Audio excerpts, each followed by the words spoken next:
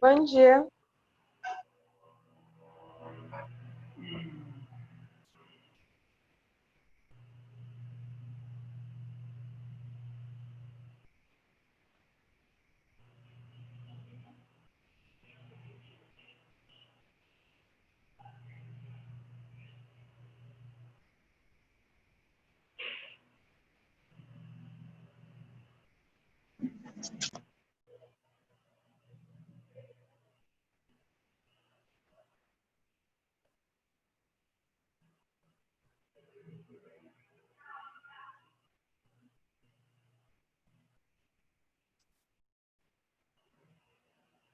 Bem, pessoal, bom dia. Como eu prometi para vocês, hoje é o primeiro encontro após a prova. Deixa eu colocar aqui o áudio, que o pessoal não está ouvindo. Pessoal, estão me ouvindo aí? Quem está online? Oi, professor, bom dia. Agora sim. Tá certo. O nosso primeiro encontro após a prova, a gente vai fazer o comentário das questões e depois já dar continuidade na correção do exercício, que é um link já para a nossa fase analítica, que nós vamos começar a partir da próxima aula, da próxima oportunidade. Então, as questões aqui foram questões pontuais, dentro do que nós vimos em sala de aula, né, sobre diagnóstico microbiológico. Então, o assunto que nós trabalhamos foi diagnóstico microbiológico, vimos as fases desse diagnóstico, pré-analítica, analítica e pós-analítica. Vimos cada ponto que está dentro dessas fases e a nossa revisão para a prova foi uma revisão voltada para dentro das questões que estariam dentro da prova. Então, a primeira questão é: eu preciso saber essas fases do diagnóstico microbiológico. Não esqueça que nós estamos vindo da disciplina Microbiologia Básica, onde eu já tenho um conhecimento teórico sobre morfologia dos micro-organismos, sobre algumas técnicas de coloração, de microscopia. E agora nós estamos entrando nessas fases, aqui na Microclínica 1, estamos entrando nessas fases do diagnóstico microbiológico. Então, a primeira pergunta era: as principais fases do diagnóstico microbiológico são, né? Então, tem que ter organizado na cabeça de vocês essa informação, e a resposta correta é fase pré-analítica, analítica e pós-analítica. As outras questões vamos ver porque não é correto, as outras alternativas. Fase de solicitação. Solicitação é um tópico que está dentro da fase pré-analítica. Fase de cultivo é fase analítica e fase de liberação de resultado que está lá na fase pré-analítica. Então, esses pontos, solicitação, cultivo e liberação de resultado, são pontos que estão dentro desta fase, tá? Então, o que eu perguntava aqui, as principais fases. Dentro de cada fase dessa, tem uma diversidade de outros pontos que vão ser trabalhados. Letra B, fase da análise microscópica e fase da macroscópica e fase de análise microscópica.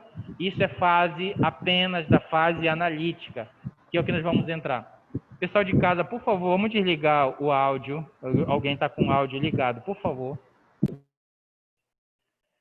Então, fase macroscópica e fase microscópica, nós vamos começar agora. É apenas da fase analítica que faz parte disso daqui, e não das três fases que constituem o diagnóstico microbiológico. Letra C, fase da orientação dos clientes e fase do recebimento das amostras.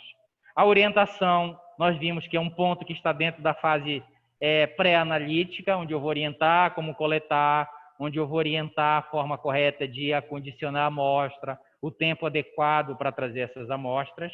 Então, essa fase de orientação é pré-analítica, e fase do recebimento da amostra é aquele limite entre a fase pré-analítica e o início da minha fase analítica, tá? Então, contempla só uma parte aí das fases do diagnóstico microbiológico, por isso que a correta é a letra D, analítica, pré-analítica, analítica e pós-analítica. Ainda tem a letra E aqui, fase do diagnóstico clínico. Biomédico não faz diagnóstico clínico. Quem faz diagnóstico clínico são outros profissionais, enfermeiro, médico, fisioterapeuta. Quando ele olha a sintomatologia do cliente e infere que esteja ocorrendo determinada situação, tá? Então, o biomédico ele faz diagnóstico microbiológico e não diagnóstico clínico. Fase de solicitação de análise microbiológica. Quem faz essa solicitação também não é o profissional biomédico. Quem faz isso é o médico, então não faz parte das atribuições do biomédico. A questão número 2, a solicitação adequada de uma análise microbiológica é essencial para um diagnóstico de qualidade. Qual alternativa abaixo representa uma solicitação inadequada? Acabei de falar para vocês que quem faz a solicitação não é o biomédico, mas o biomédico ele tem que saber quando uma solicitação é adequada e quando uma solicitação é inadequada. Tá? Porque senão, se ele não souber fazer essa identificação, ele não vai conseguir nessa fase pré-analítica fazer a identificação. O que eu vou fazer aqui? Né? Então, ele tem que entender como é que ocorre essas solicitações. Nós fizemos isso, inclusive, no trabalho em aula prática, em que eu dei para vocês 6 solicitações de exame e nós começamos a destrinchar se eu sabia do que fazia parte, se eu sabia onde eu ia coletar essas amostras. Tá? Então, aqui a correta é a letra E. Solicito. Então, eu estou pedindo aqui a solicitação inadequada. Letra E. Solicito coprocultura de ferida operatória mais TSA. Renata, por que essa solicitação é inadequada?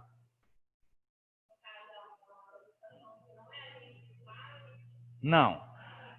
Isso eu já falei. Quem vai fazer a solicitação é um profissional médico. Mas você tem que saber se esta solicitação feita é adequada ou inadequada. Esse é o papel do biomédico. Então, aqui nós temos como a inadequada a letra E, solicitação de coprocultura de ferida operatória mais TSA. Alguém? Por que inadequada? Vocês não acertaram essa questão? Como é que vocês marcaram? Não faz o quê? Ferida. Oi. O que tem a ver com a coprocultura?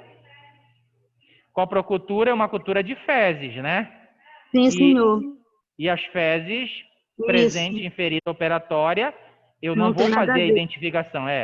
Então, a coprocultura, a amostra vem lá do gastrointestinal. Né? Então, não tem por que eu solicitar coprocultura de ferida operatória. É uma incongruência. Tá? Tava bem na cara que... Não que eu não possa encontrar fezes em ferida operatória. Eu posso. Mas, na verdade, a solicitação seria, no caso da ferida operatória. Então, se o médico olha uma ferida operatória, faz um diagnóstico clínico que esteja ocorrendo uma infecção nessa ferida operatória, a solicitação correta é solicito suave de exudato de ferida operatória. Ou solicito cultura de secreção de ferida operatória. Tá? Ele não quer saber se contaminou, é lógico que eu vou encontrar micro-organismos ali das fezes, e ele vai ser o patógeno. Porque fezes em ferida operatória é o normal? Não. Tá certo? Então, é por isso que está inadequada essa questão. Então, se ele solicitasse coprocultura, ok, eu ia coletar fezes para fazer uma cultura de fezes. Mas como ele solicitou de ferida operatória, isso está inadequado. Letra A. Solicito hemocultura, mais teste de sensibilidade aos antimicrobianos. Está adequada.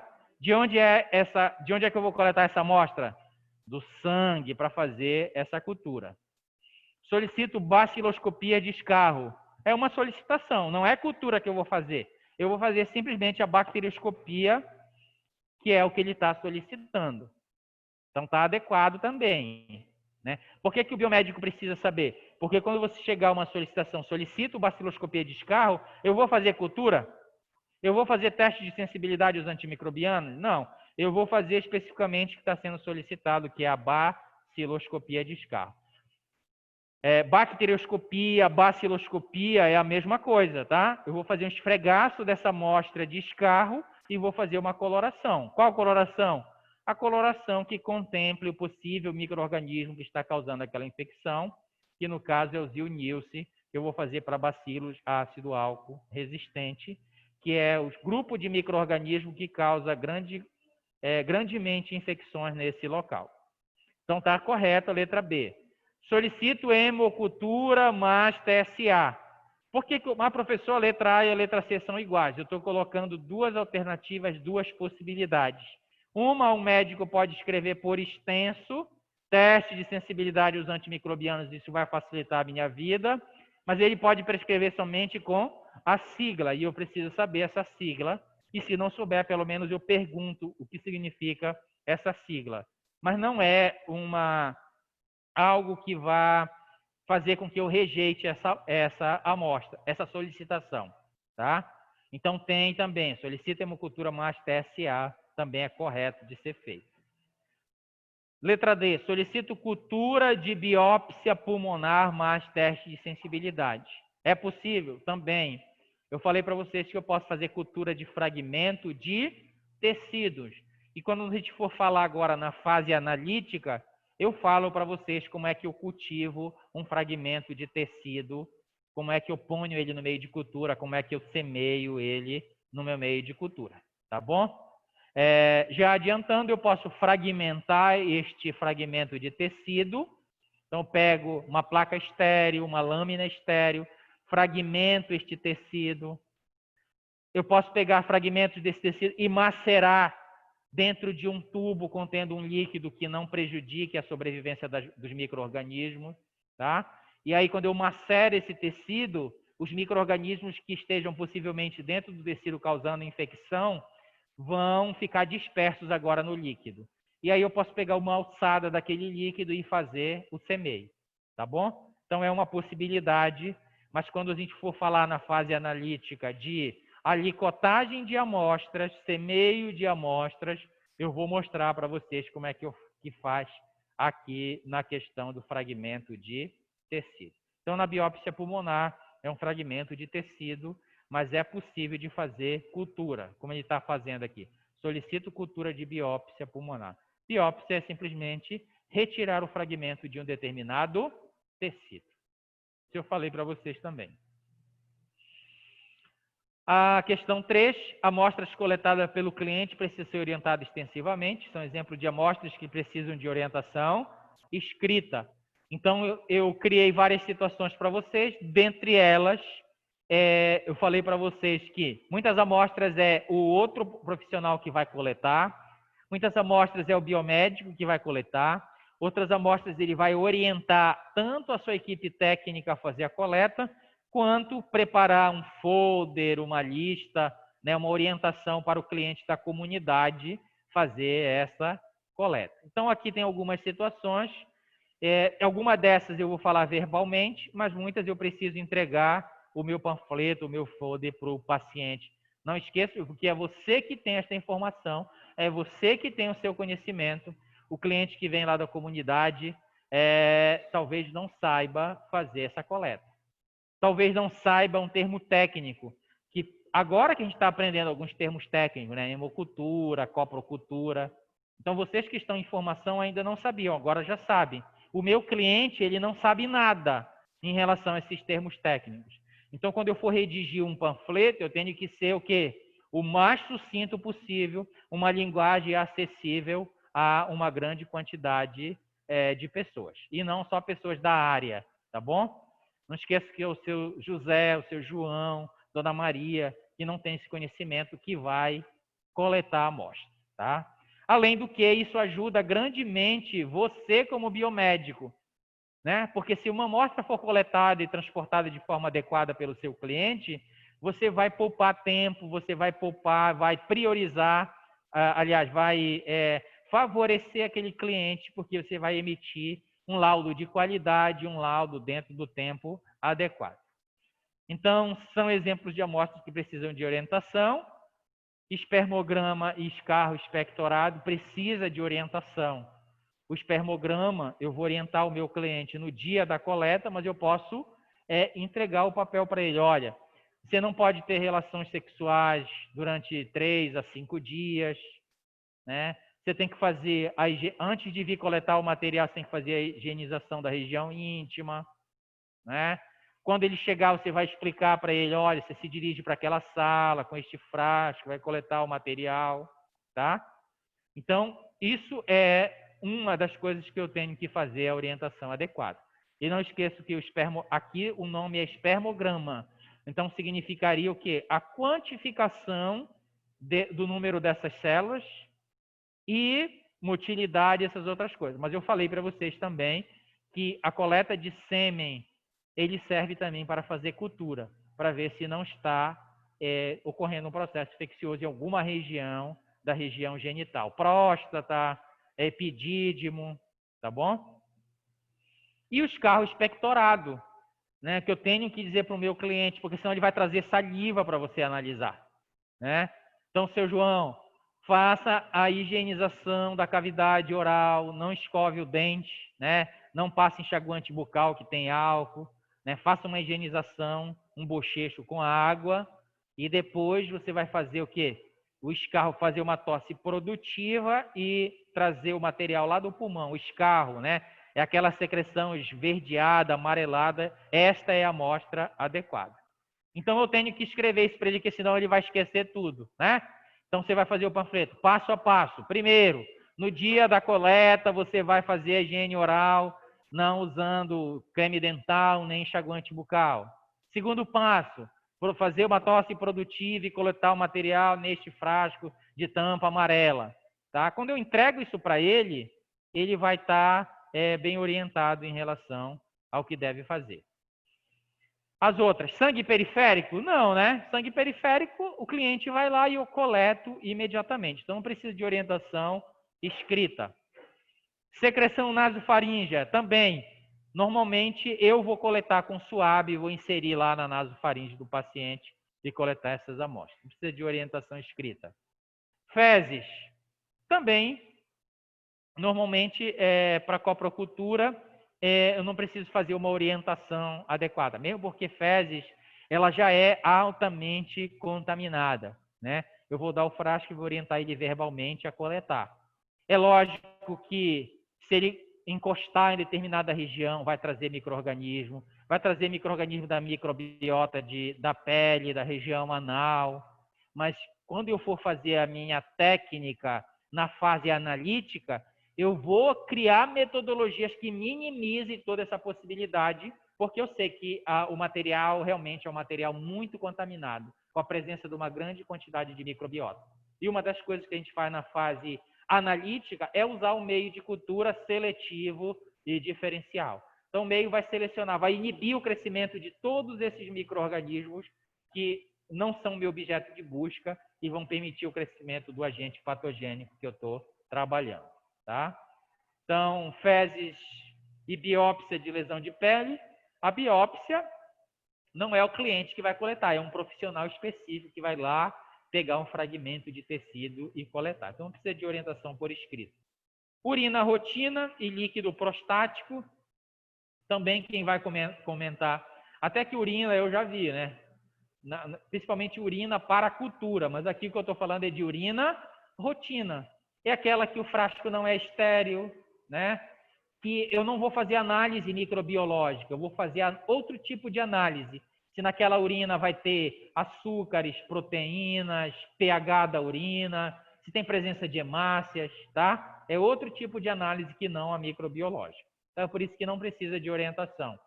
Quem já fez esse tipo de exame sabe que a própria moça do balcão diz aqui, olha, esse frasco aqui você vai coletar pela metade de urina. É a informação que ela dá e não entrega nada por escrito.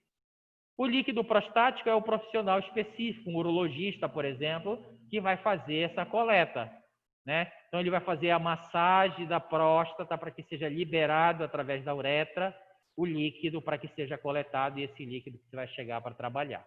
Né? Então, não tem como eu orientar isso. Olha, você mesmo faz. Não, é um profissional específico que vai fazer. Professor, para que é que faz essa análise do líquido prostático? Para diversos fatores. Então, se for para o microbiológico, é para verificar se na próstata está ocorrendo um processo infeccioso. Se naquele líquido chegou para eu analisar, para eu cultivar, tem a presença de um agente patogênico. Né? É lógico que por trás, anteriormente, o médico já fez o meu diagnóstico clínico e, por isso, ele coleta esse material para fazer uma análise microbiológica.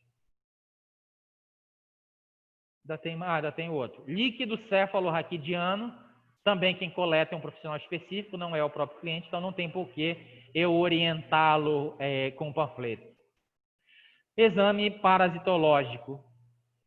Também, normalmente, o cliente vai e aí você coleta, né? Para leishmaniose, para outros tipos de parasitos, você mesmo coleta o material. Então, por exemplo, para a identificação de leishmaniose ou de cromoblastomicose, que é uma infecção parafúngica, eu já vi coletando.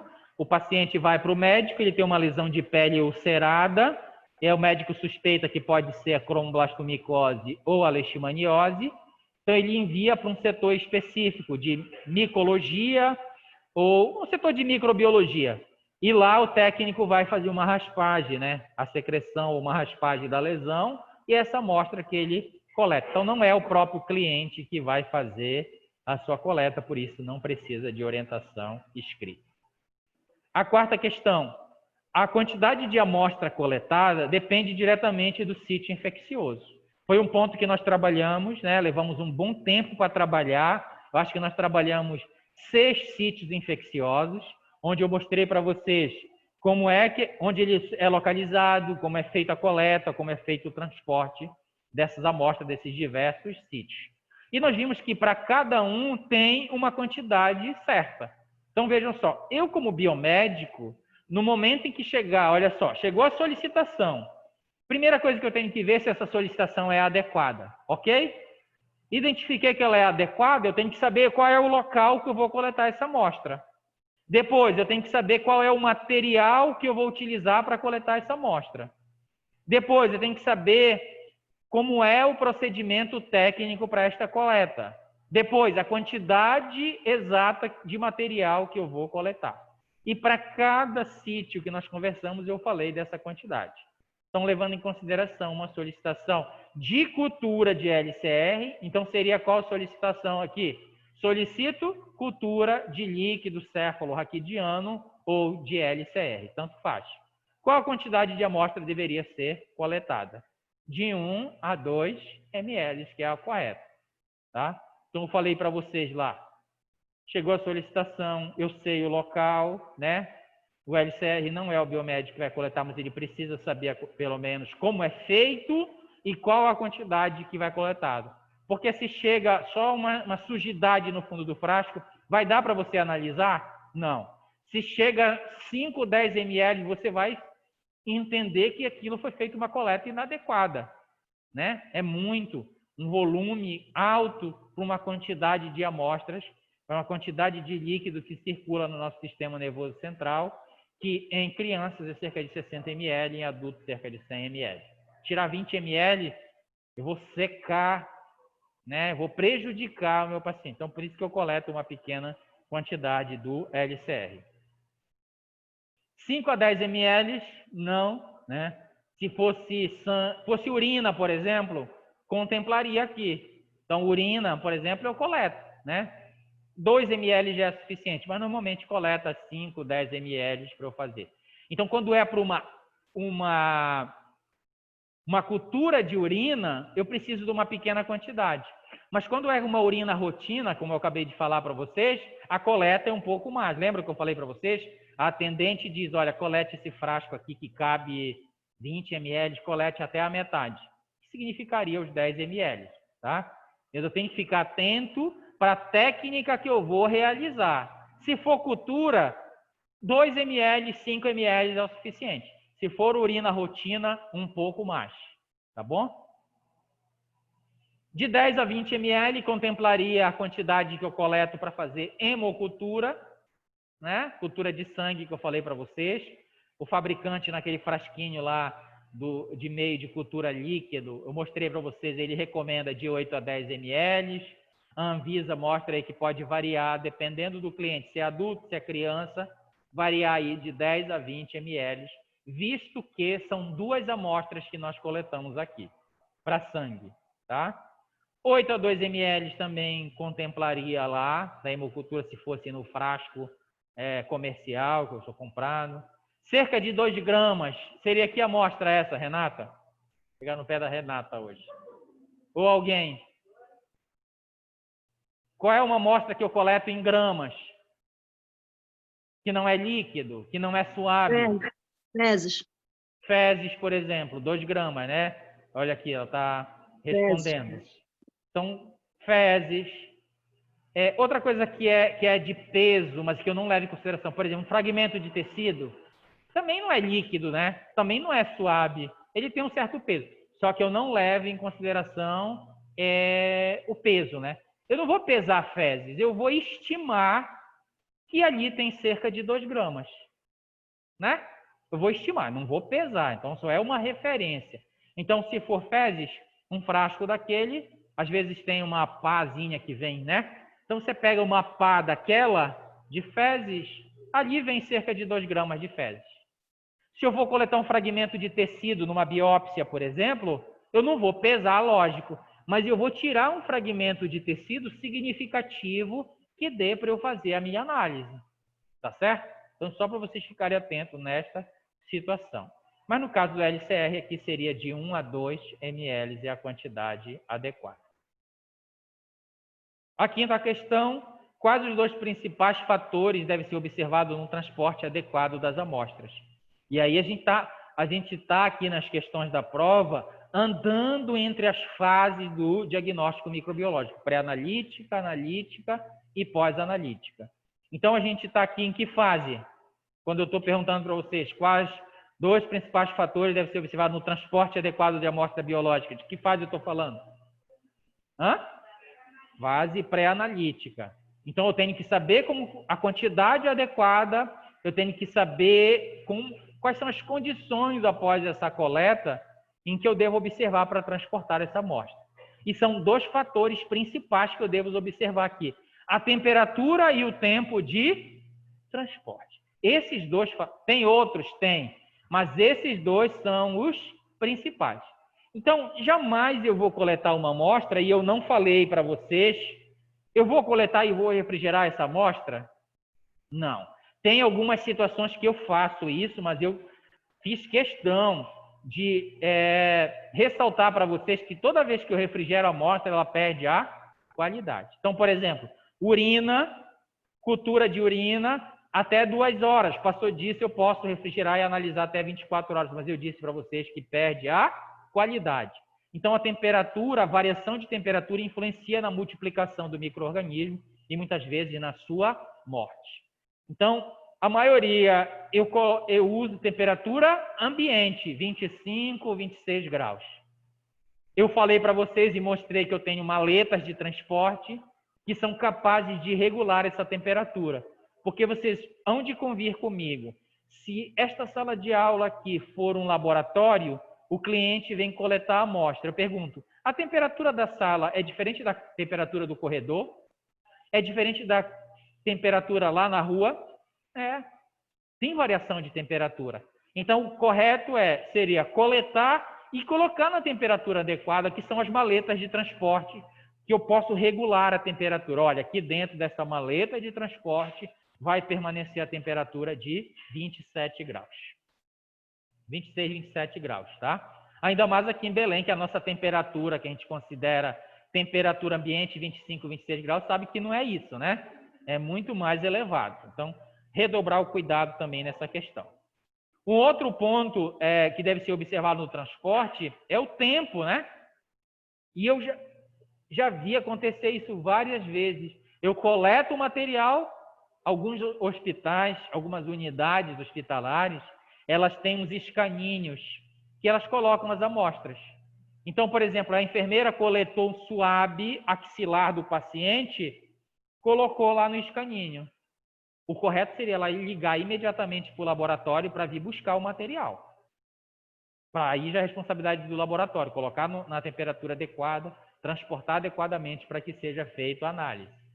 Mas eu já vi coleta de urina, por exemplo, coletado 8 horas da manhã, quando foi meio-dia, lembraram de ligar para o laboratório, porque se não ligar para o laboratório, se não solicitar para o laboratório, ele não vai fazer. Concorda comigo, né? Meio-dia liga para o laboratório. Eu fiquei olhando, que me deu uma dor no coração de saber que aquela amostra é inadequada. E o profissional que veio buscar nem fez crítica nenhuma. Nem fez crítica nenhuma. Levou a amostra. Pode perguntar. Hã? Deve rejeitar. Você, como biomédica, tem autonomia para rejeitar. Desde que você saiba que aquela amostra foi coletada às 8 horas da manhã e que o laboratório foi acionado às 12 horas.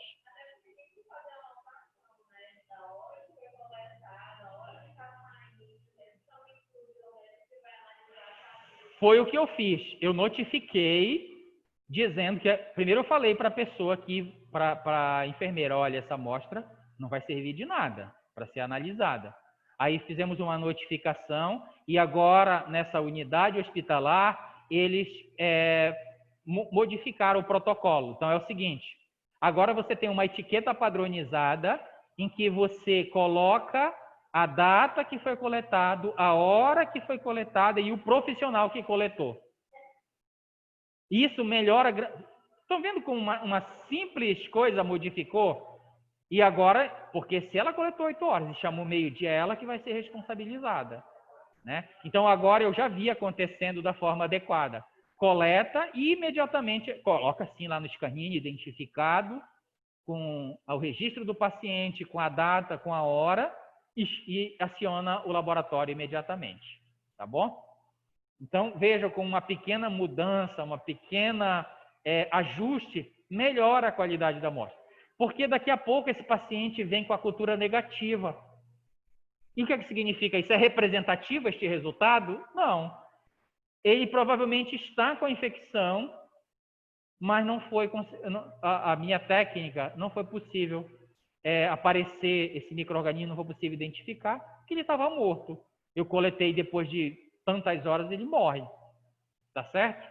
Então, só para exemplificar para você a importância dessa coleta adequada e do transporte em temperatura e tempo adequado. Tá bom? Quantidade e aspecto das amostras, isso eu não levo em consideração no transporte, né? Onde é que eu vou verificar essa questão da quantidade e do aspecto da amostra? Na hora da análise, na minha fase analítica, que eu vou ver se esta quantidade é adequada, se o aspecto é adequado. Então, o teu técnico que é responsável pela busca desse material lá e pelo profissional que faz o transporte, ele não vai se preocupar com isso. Ele vai se preocupar sim, olha, eu tenho aqui amostras que precisam ficar em temperatura e no tempo adequado aqui para poder fazer esse transporte. Veículo utilizado e quantidade de amostras também não. Até que o veículo sim, né? Porque, por exemplo, imagina que eu vou transportar num carro e o trânsito está fechado. Pode ter problema? Pode.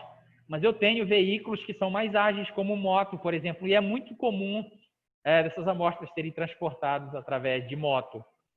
Eu tenho um fluxo melhor no trânsito. Então, normalmente, eu tenho lá atrás o bagageiro, sei lá como é que chama lá, e lá eu coloco a minha maleta, lá eu fecho e lá eu consigo me movimentar com uma maior facilidade. Eu já vi sendo feito o transporte dessa forma. Na verdade, aqui em Belém, veículo, carro em si, eu ainda não vi. Mas é também porque eu não tenho muito contato com o pessoal.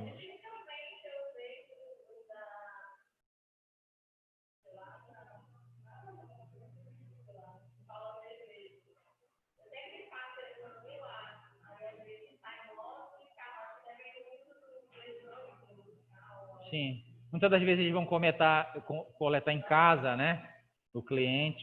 É importante também, ó. Então, essas vertentes que acontecem aí dentro da área de vocês, são vivências que vocês vão viver no estágio, são vivências que vocês vão viver no dia a dia de trabalho de vocês, que não tem como passar por aqui, mas que vocês precisam observar. Então, olha só, eu mostrei para vocês que o transporte é feito por um veículo adequado.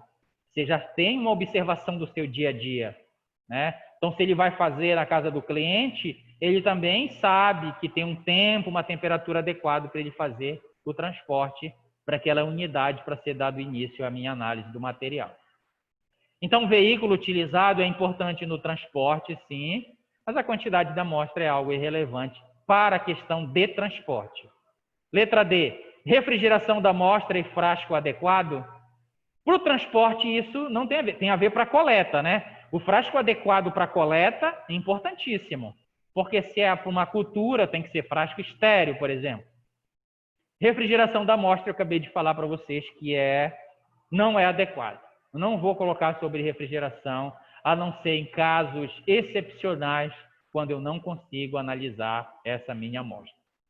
Letra D, refrigeração. Letra E, acondicionamento em gelo seco e quantidade coletada. Também não, né? Gelo seco vai manter também uma refrigeração ali e eu não quero que a minha amostra esteja congelada, né? Já experimentou colocar um gelo seco? Promove queimadura, né? Imagina se colocar a sua amostra lá no gelo seco. É complicado. Então, não é feito dessa forma. Não foi isso que eu falei para vocês. A sexta questão, são consideradas amostras advindas do trato gênito-urinário. Então, falei de 6 sítios para vocês, aqui eu pergunto do gênito urinário. Então, quando eu falo de gênito urinário, eu estou falando só de urina? Não, eu estou falando de um sítio imenso, né? Imenso, vamos dizer assim, para o micro-organismo aquilo ali é um universo para ele. Tanto que eu tenho micro-organismo que se desenvolve especificamente na bexiga urinária, eu tenho patógeno que se desenvolve na uretra, eu tenho uns que se desenvolvem no epidídimo, na próstata, no feminino, muitos no colo do útero, outros no fórnice uterino, que é uma região lá no fundo, né, da cavidade vaginal. Então, para o micro-organismo, o gênito urinário, ele é um universo. E ele vai conseguir se adaptar em um pequeno ponto desse, é lá que ele se vai desenvolver, é lá que ele vai causar o processo infeccioso. Então, tem que saber que esse sítio advém uma diversidade de amostras desses locais, né? A questão de coleta foi uma coisa que eu não expandi grande, porque vocês têm uma disciplina chamada coleta, mas, por exemplo, vocês, mulheres, ou os homens, as mulheres, por exemplo, quando vão fazer uma coleta de material da região genital, o que é feito? Não é colocado um espéculo vaginal. Esse espéculo vaginal você abre para ter uma visão específica do local que você vai coletar. Você pega o suave e a escovinha e vai coletar daquele ponto específico do colo do útero, do fórnice uterino. Por que eu tenho que coletar desses pontos? Porque é lá que determinados patógenos se desenvolvem especificamente. Quem se desenvolve no fórnice uterino não é o mesmo que causa infecção no colo do útero, por exemplo. Tá? Então, vocês sabem que a coleta é feita de forma adequada. Eu não vou pegar um suave e inserir na região vaginal e vou trazer qualquer secreção de lá. Não, eu vou coletar amostras especificamente de pontos específicos. Os homens, quando vão coletar uma secreção uretral, por exemplo, tem que retirar, então, se tiver secreção purulenta, retira aquela secreção purulenta que está aparecendo ali, principalmente em casos de gonorreia, por exemplo, tem muita produção de pus, não é aquela amostra que eu quero. Eu passo uma gaze, retiro aquele pus e pego o suave e introduzo na porção distal da uretra, no início, rotacionando, e aquela é a minha amostra significativa. Tá? Então, eu não quero da glande, eu não quero do prepúcio, eu não quero dessas regiões. Eu quero especificamente do local onde provavelmente esteja ocorrendo o processo infeccioso. Então, aqui na região genital, as amostras que vêm de lá é qual? Secreção uretral é do gênito urinário? É.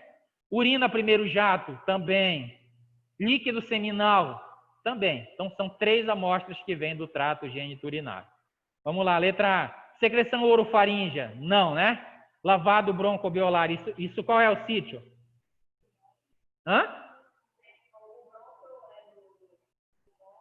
Do trato respiratório, né? Secreção orofaríngea do trato respiratório superior e a broncoalveolar de onde? Do trato respiratório inferior. Letra B.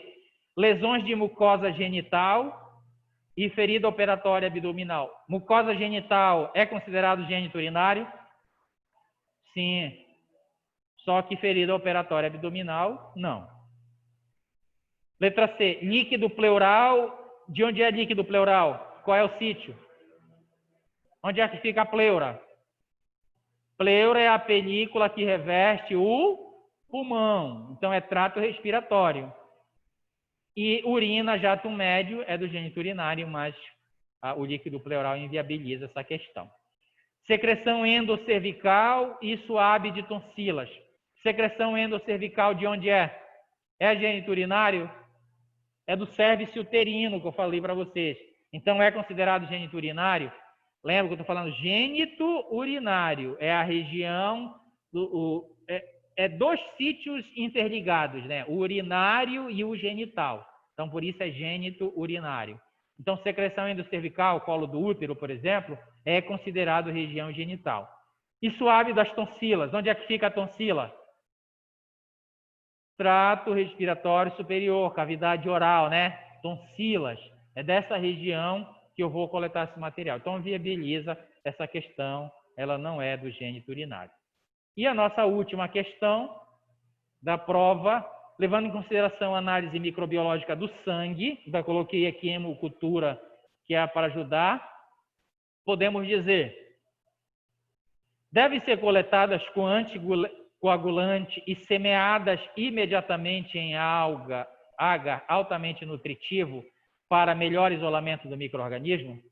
Por que essa questão não é correta? Está errada, mas por que está errada? Preciso fazer a identificação disso daí. Você, quando coleta sangue, o que você faz imediatamente com esse sangue coletado para a hemocultura? Que eu falei para vocês. Eu não coloco nos meus frascos com meio de cultura líquido? Então, aqui eu preciso de anticoagulante? Não. Eu já coleto e já coloco no frasco imediatamente.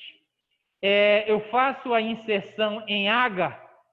Não, eu faço em meio de cultura líquido, que é, assim, altamente nutritivo para facilitar o isolamento, mas eu não coloco em agar. Então, quando eu conheço a técnica de coleta e o meu próximo passo que eu vou fazer após coletar o material, eu não tenho problemas aqui em identificar onde estão os problemas. Vamos lá para a letra B. Deve ser coletada 3 amostras consecutivas de único braço e semeadas imediatamente em meio seletivo e diferencial. Onde é que está o erro aí? Este. Quantas amostras são?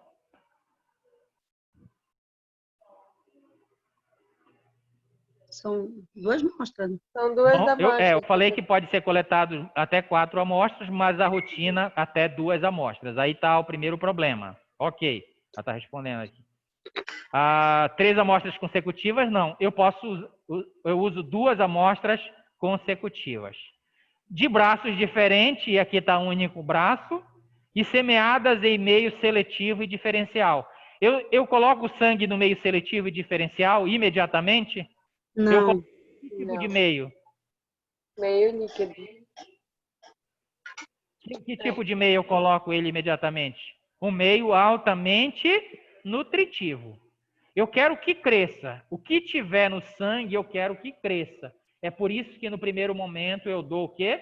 O meio altamente nutritivo e não o seletivo e não o diferencial. Eu vou usar o seletivo e diferencial posteriormente.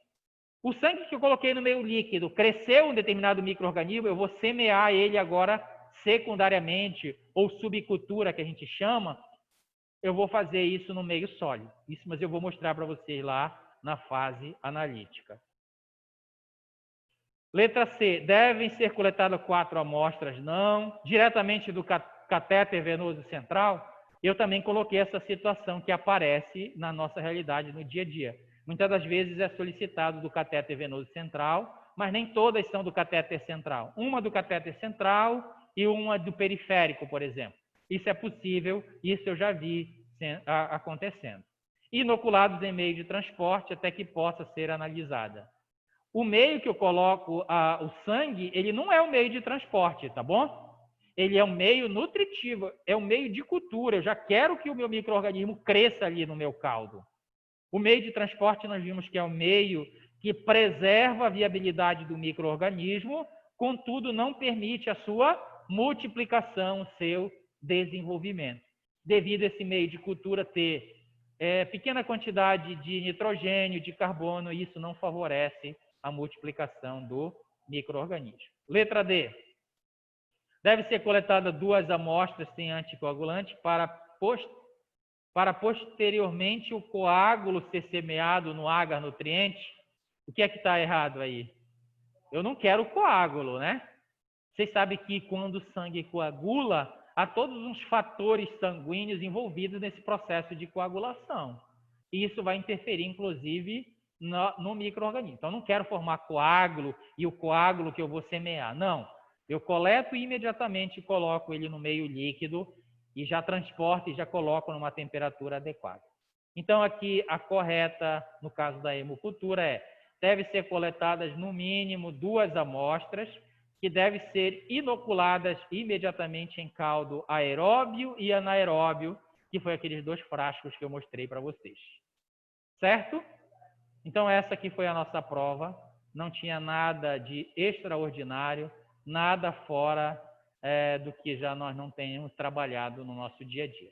Tá certo? Tudo que o senhor deu na revisão estava na prova. Isso. Já fiz a revisão voltada diretamente para as questões que estavam dentro da prova. Agora, eu queria a atenção de vocês para a questão dos exercícios. Nós fizemos 2 exercícios. Um nós fizemos em aula prática, que foi do meio de cultura, que nós fomos desenvolvendo. E o outro eu enviei para vocês realizarem, porque você já tem arcabouço teórico suficiente para realizar aquele exercício, que era das 4 figuras, das 4 lâminas, que é uma bacterioscopia, para você fazer a identificação dos micro-organismos. A primeira coisa que eu fico preocupado é que tem muita cópia, muita gente fazendo a mesma coisa, muita gente pegando de todo mundo. Isso não é interessante individualmente para o biomédico, porque vai chegar um momento em que você vai estar só você, a amostra biológica e as suas metodologias. Se você não souber fazer, e esses exercícios, a funcionalidade dele é instigar vocês a pensarem sozinhos, a trabalharem sozinhos. Professor, posso comentar em grupo? Posso, mas nem todo mundo vai escrever igual. Os erros se repetiram na maioria dos exercícios. O erro que um cometeu, inclusive na escrita, é o mesmo erro que o outro escreveu na sua escrita. E isso é impossível de acontecer. Tá? Então, a minha preocupação é que você está preocupado mais com a questão de pontuação do que com a questão de aprendizagem realmente, que aqui o que interessa realmente é a aprendizagem. É vocês terem o arcabouço teórico para conseguir desenvolver o trabalho de vocês. Tá? Então, o trabalho foi corrigido de cada indivíduo e, lógico, a maioria não atingiu a pontuação máxima, que seria os 3 pontos, por isso que algumas pessoas ficaram com 2 pontos ou 1,5, tá certo? Os exercícios, eu vou comentar algumas coisas que estão presentes aqui nesses exercícios, que são coisas que a gente precisa trabalhar, que eu não posso fazer aleatoriamente, tá? Não se sintam pressionados em relação... Vou ter que mostrar alguns exercícios aqui, mas o objetivo é...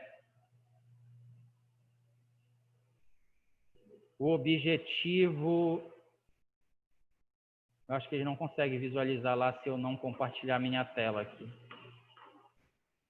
O objetivo não é expor ninguém. O objetivo é que nós tenhamos um aprendizado adequado. Deixa eu ver se eu consigo compartilhar aqui.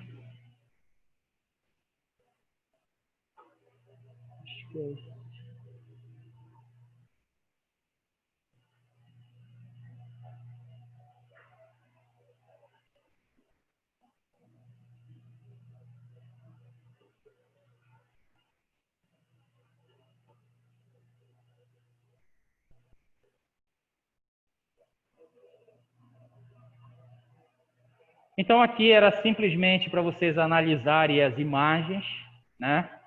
E conseguir, então, isso aqui tudo é bacterioscopia. Muitas das coisas vocês foram e fizeram o que uma vez eu ouvi de um professor, vocês fizeram o diagnóstico por imagem.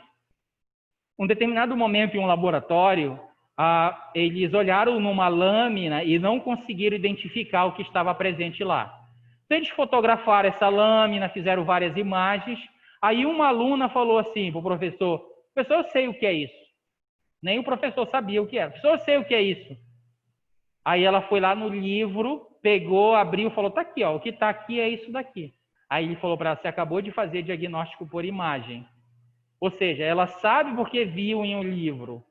Mas vejam, quando vocês olharem uma lâmina, vocês vão ter livro. Vocês vão lá para a internet procurar o que é aquilo. Não, vocês precisam ter o conhecimento de vocês. Ideia organizada para vocês conseguirem chegar a uma determinada conclusão do que vocês estão vendo ali. O nosso próximo assunto, na fase analítica, a gente vai começar aqui com características macroscópicas da amostra, características microscópicas, que é o que está aqui nesse exercício. Então, aqui nessa primeira imagem, eu tenho uma amostra de bacterioscopia e é uma amostra em que eu não tenho só as bactérias, porque muitas das vezes eu tenho facilitado a vida de vocês quando eu mostro, por exemplo, uma imagem que só tem um micro-organismo, ó. Por exemplo, esta imagem aqui é uma imagem que só tem micro-organismo. Eu tirei da cultura, eu fiz o esfregaço e a coloração do micro-organismo puro. Mas, na maioria das vezes, vocês vão analisar a amostra biológica. E dentro da amostra biológica, vocês vão ter, além do possível micro-organismo, que é o teu objeto de busca, muitos outros elementos e que vocês precisam diferenciar. Então, aqui, por exemplo, nessa primeira imagem, eu tenho uma bacterioscopia e aqui eu não tenho só o micro-organismo, eu tenho células do epitélio. Estão vendo essas coisas grandes e rosadas lá atrás? Isso é célula epitelial da região vaginal. Então, são células, olha, são células grandes com núcleo pequeno e central. São células de revestimento do epitélio genital feminino. Os meus micro-organismos, os meus objetos de busca, são esses pontos que aqui nessa imagem nem dá para diferenciar. São micro-organismos que estão na superfície dessas células aderidas. Então, aqui foi respondido. É uma bactéria gram-positiva. O primeiro erro aí é que eu tenho aqui o que a gente chama de microbiota gram-variável. Eu tenho gram-positivas, eu tenho gram-negativas, tá? Então, eu não consigo definir. Quando eu não consigo definir, eu digo que há a presença de uma microbiota gram-variável. Tem gram-positivos, tem gram-negativos.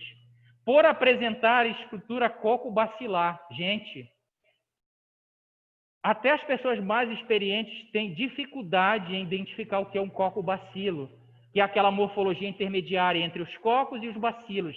Nem são tão arredondados e nem são tão bacilares.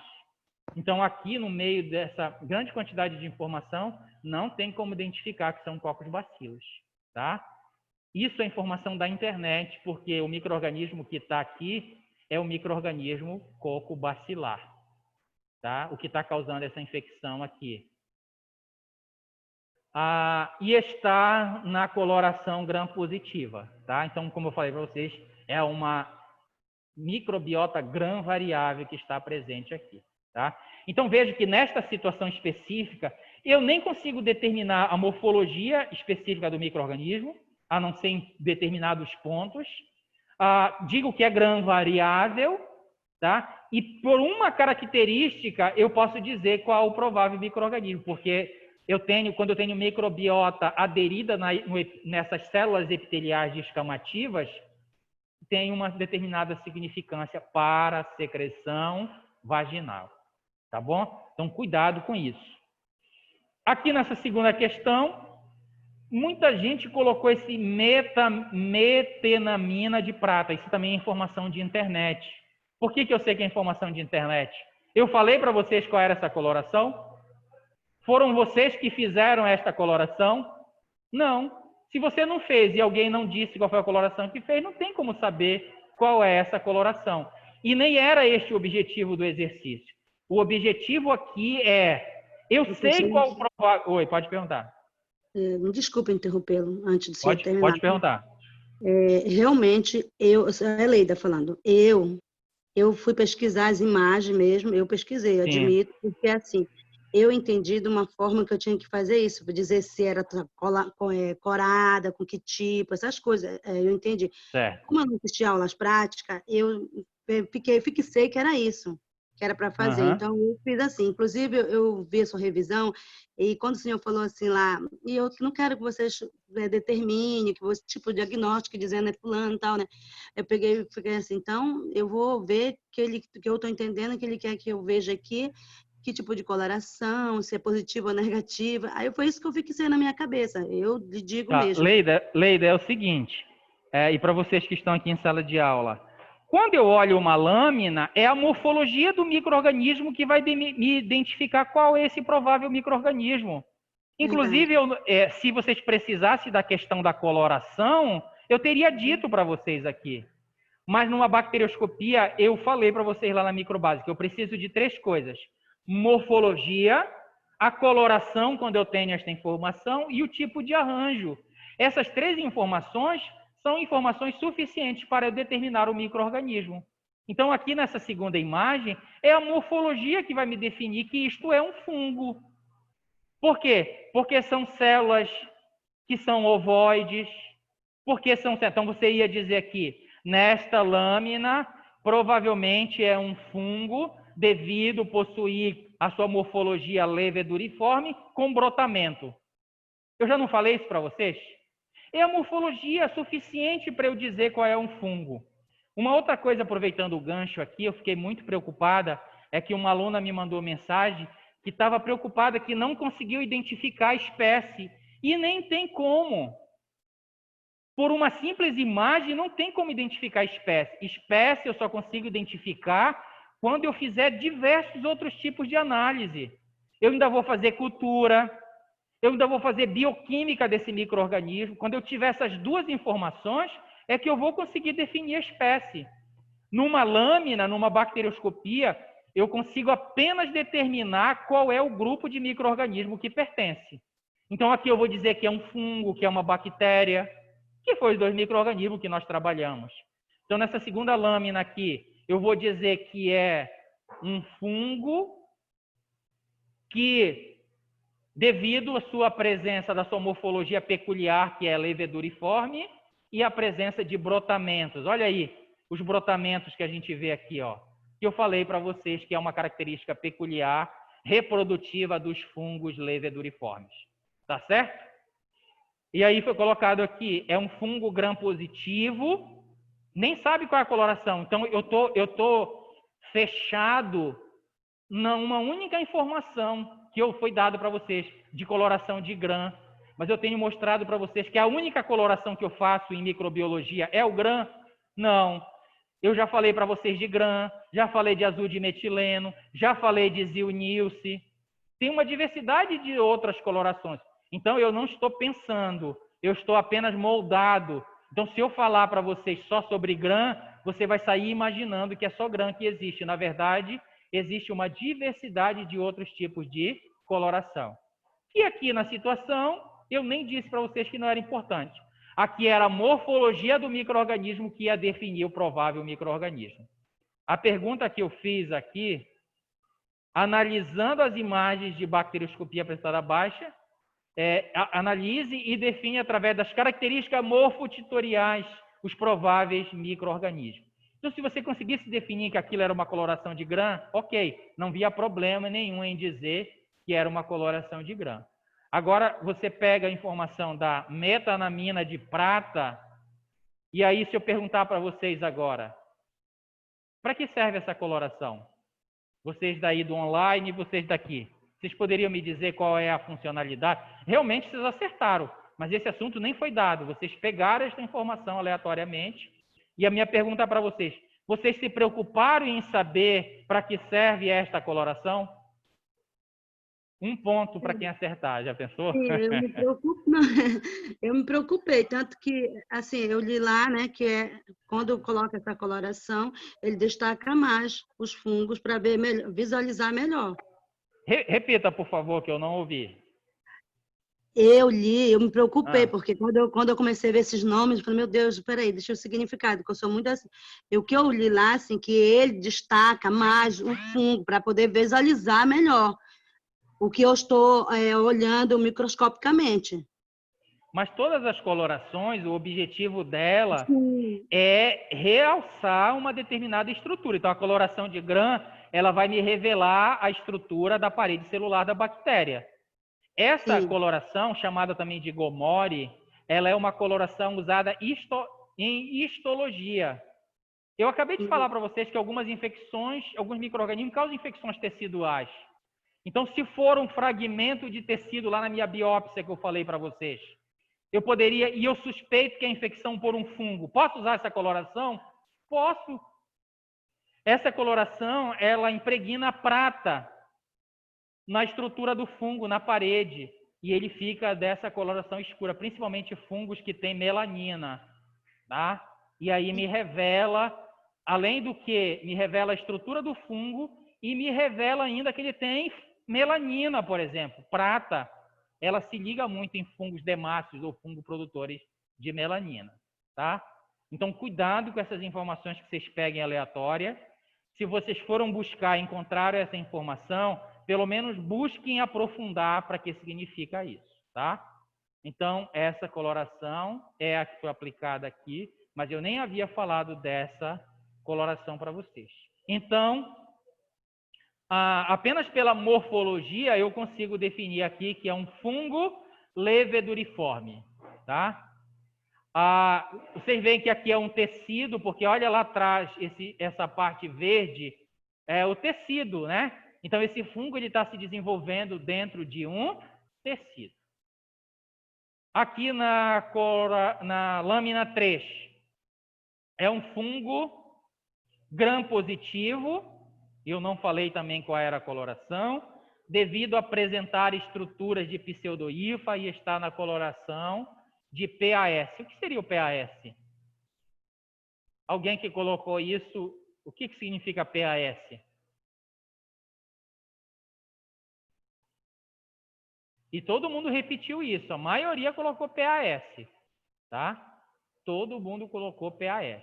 Eu queria saber que coloração é essa e você conseguiu chegar a essa conclusão. Outra coisa, nesta imagem, eu tenho várias informações. Primeiro, vou perguntar para vocês aqui, o que é isso que está aqui lá no fundo dessa imagem? Vamos lá. Hã? Não, o que é? Se tem núcleo, o quê?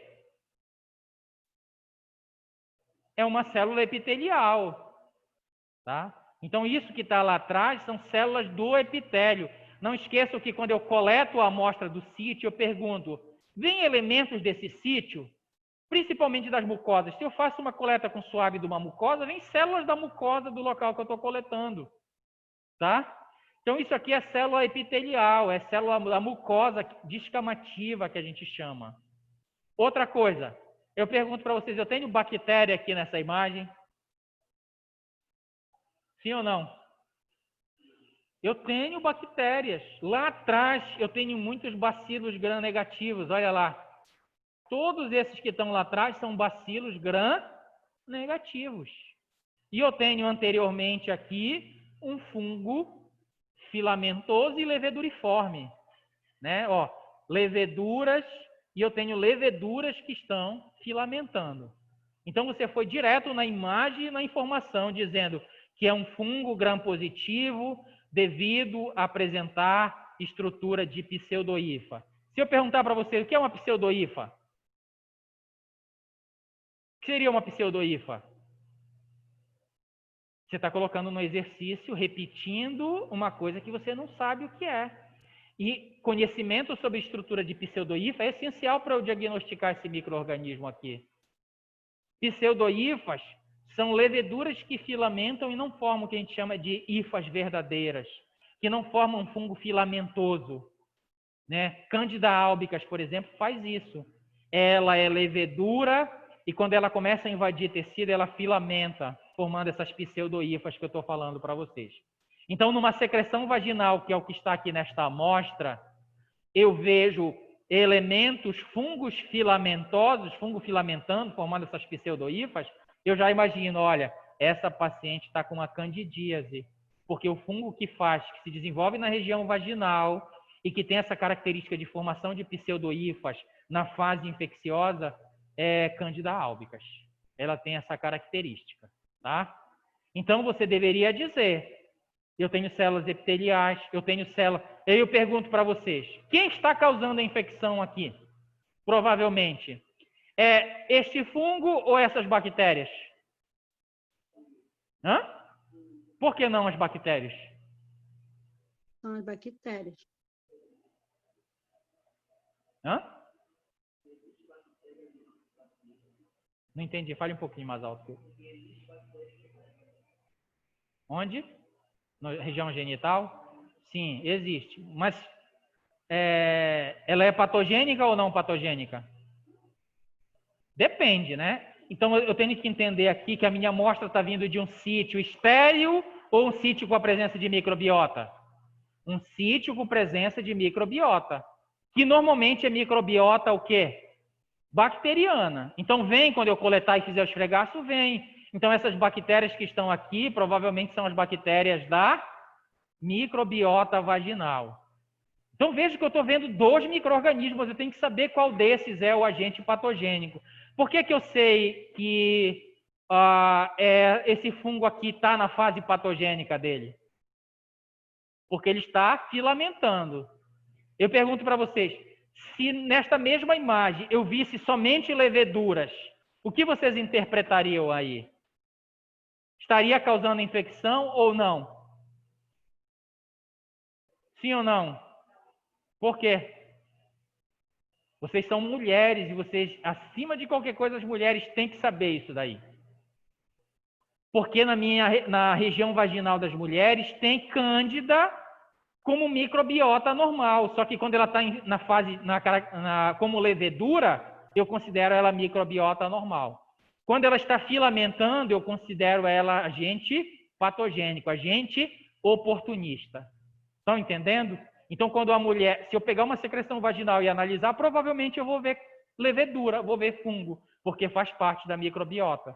Mas se eu ver só na forma leveduriforme, eu vou dizer que ela não é o agente infeccioso, não está causando infecção. Agora, se eu ver ela filamentando, eu vou dizer, olha, essa cliente aqui está com uma infecção causada por esse fungo. Uma vaginite, uma vaginal, uma candidíase, né? Que a gente chama. Então, as mulheres que têm candidíase, isso é peculiar de acontecer, é porque a Candida albicans da microbiota normal está se apresentando desta forma que a gente está vendo aqui. Vamos trazer uma coisa do nosso dia a dia, dessa questão de candidíase que eu estou falando? Quem já teve candidíase sabe que tem o quê? Prurido, né? Coceira, vermelhidão, presença de secreção esbranquiçada como se fosse leite coalhado, certo? Não é assim que acontece? Então, o que é que significa isso? Quando esse micro-organismo ele faz essa filamentação, ele começa a invadir tecido.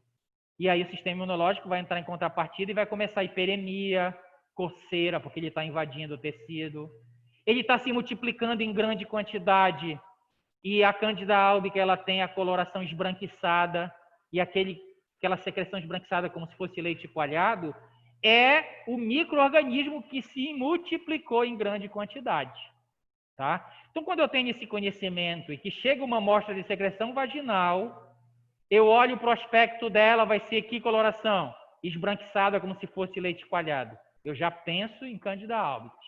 Quando eu retiro uma alíquota dessa amostra, faço um esfregaço e faço aqui uma coloração, pode ser azul de metileno, pode ser GRAM, e eu vejo esta estrutura, aí eu vou pensar em quem? Nesta infecção causada por Candida albicans. Tá?